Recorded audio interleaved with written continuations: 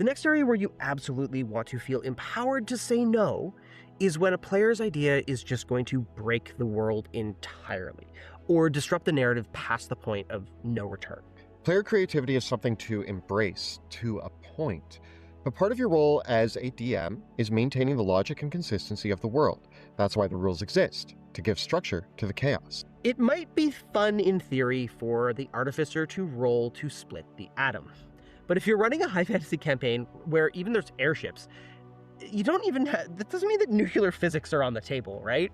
And then you got like classic exploits like the peasant railgun, where a bunch of people use readied actions to accelerate a spear to light speed, or when the fighter drops a bag of rats to provoke an opportunity attack so that they get a bunch of extra like cleaves and build up a bunch of temporary hit points for reducing enemies to 0 hit points, right?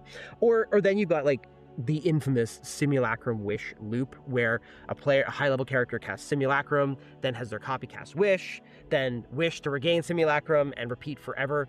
And these things are technically clever, but if you let this happen, it is going to break your game. Suddenly, your players are immortal cloning factories with infinite wishes, and even though that's the logical conclusion of the rules, you don't need to allow that. Even when it's not technically breaking the rules, some ideas still stretch the internal logic of the campaign.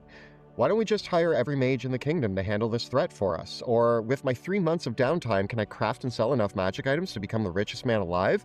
In the right kind of game, those ideas could spark fun side quests or kingdom-building adventures, but in a more focused, narrative-driven campaign, they might completely derail the story. You are allowed to say, this is not really what this campaign is about.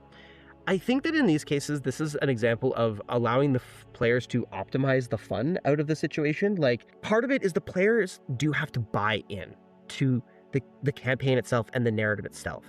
And so it's on you to protect the integrity of that narrative, and so that their choices matter and they get to do the fun stuff, like fight the big bad and go on the adventure. If your players are proposing something that is going to just result in everyone just sitting around the table being like, oh, this is great, having these wizards solve this problem for us, what was the point of you playing?